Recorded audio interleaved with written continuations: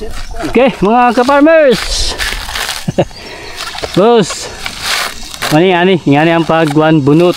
Mo ni mga traditional. Bunot sa lubi guys. Oo. Yan ni guys. Yani.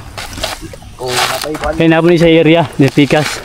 Si Boss Berting kani si Boss Milchor man atong sungkit. Ano mga kabayan no? Ano mga tinapok diri? Karon ay mga tinapok po dito. Bunuton tapos kana pag bunutan diretso na karga. Man yang pamaagi diri. Kaya ang gimo sa una magamit ning kuan, karabaw ug kariton karon ngani mas dali ni ngani. Kay gaan-gaan na lang. Kanin lang bila.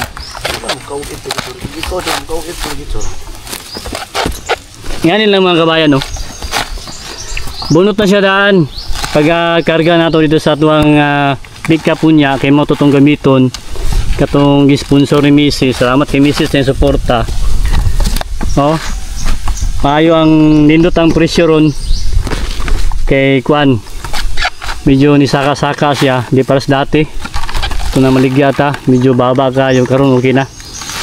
Nakatabang-tabang na, makapalit na din sa tuwang kinahanglan din sa tuwang area. Kani ngani ngani ang pagbunot kana ginagamitan niya kanang bara. Bara man siya, bara man no? Nya kuan lang gi patalinis lang. Kay kung di ka situan na mong good. Kung di ka makuan na, tusok ka no. Ana naman sila ni. Yan mga kabayan, tapok, sunod bunot, di ka sungkit. Ya, classify ba ni boss no? Pag-abot dito niya sa buyer, classify ba ni kani good ni siya. Kani nga ni mga kabayan, mga good ni. Ito kana na yung mga turok, mana siya mga classify na siya. Kanang mabuak. Lain na nga presyo, kani good niyo. Kani mga sizing goods. Tawag tabang mga kabayan ang coconut farming kay low maintenance, abunuhan lang nimo. Sa katuig, bisi nga katulo lang ka maka-abuno. Every harvest, 3 months, harvest ka, abuno ka, human. Asin o ganang urea, pwede nang gamiton. Basta no, every 3 months no, harvest niya, abuno. Asin lang ng kaya naman sa area po, dapat ni mga tanom ni lubi. 100 ba galing asin dot? Please. Ano mga kabayan okay. Mani mga pamaagi diri.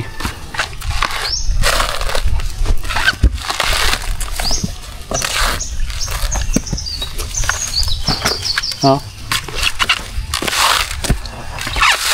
Sakto gayo ang iyang kadakon. Goods ni ngani nga sizing. Bunot. Kani oversize na yo. Kita nag-order sa itong mga butong. Kaya itong mga buyer sa butong, puhon-puhon, maka-deliver na gyapon ta. Ito itong mga takuna na dwarf. Kani pang beaker lang siya, pang mga lahing siya, nga sungkit. Centennial. Maglisod ng tagsaka. Puhon lang tama, maligya tag butong. Nga ni downtown butong. 40-50 yung may. 40-50. Grabe ang kan sa downtown. Kaya ginakuha mo gunago nila, ginaraspa na, kaya ginadala sa mga light tindahan. Mga ginahalo sa mga kuan, duhalo, ingredients.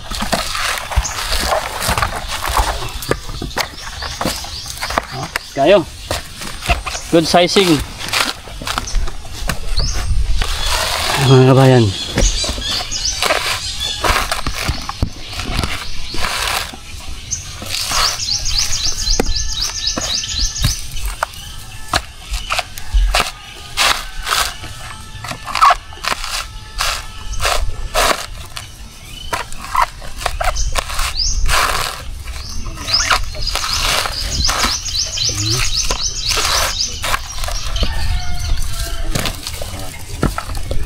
Ano mga kabayan? Ito ang taning kuan bunot.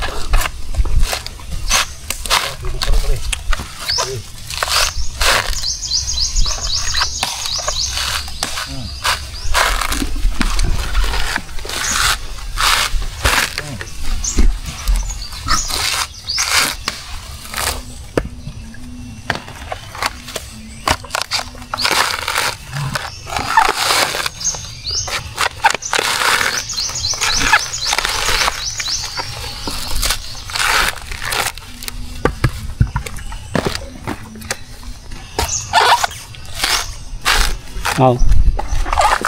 Ano ba yan? Ano yung nabunutan ka ron, no? Oh. Yan eh. Ninod kayo ang investment ng coconut. Kay low maintenance. Baba kayang maintenance ani. Ayan o. Kahit ni mo isa magpakagod ka sa bangkiruhan, palit ato ni Agi. Di mahala, hingani mo 30, 40 pakagod 50. Kani siya. Now. Ayan. Mo ni natay mga tanom na rin ng mga ibiyag, sweet jackfruit, yung langka. Ito yung takunan, kalindurian puyat nato. Parang itong payag oh. Ini kaluyan yung mga kaluyan yung puhon mga kabayan kaning puyat oh. Nindot kayong presyo sa puyat karon. Kaning langka. Dwarf. Boko pre.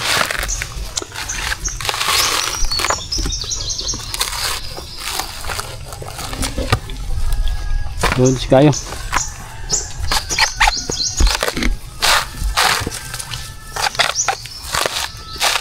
Ano sa ligo sa mong partner, boss? Ha? Wala.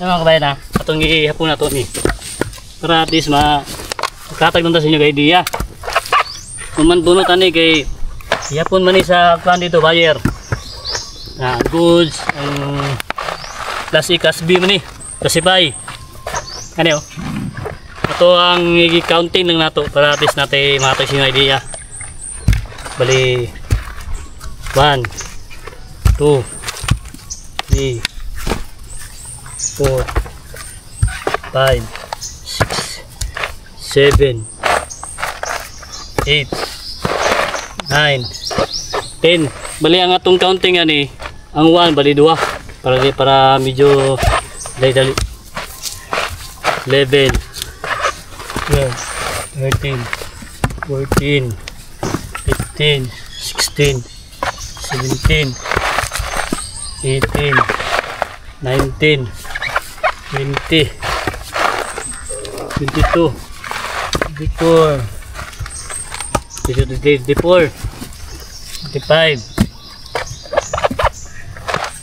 kani nga yung mga kabayan no kaya siya dili na siya goods kaya nabuwak naman siya no sama ni pero gugwa lang gyapon siya palito lang gyapon kay nakuha lang siya nabuwak lang siya pagulog pinato ba sa kalimutan ko 26 okay patayon 26 27 28 29 30 31 32 33 34 35 36 37 38 39 40 41 42 45 mga kabayan napay ginabunod si Busing nato niya 45 times 2 90 dere basta napay ginabunot ngani mga kabayan nindot kayo hindi pa ikagay mo niyang investment sa bukid naman ni Mrs. dakong tabang ni sa tuwang area kaning Centennial goods kayo ni nga ni sizing okay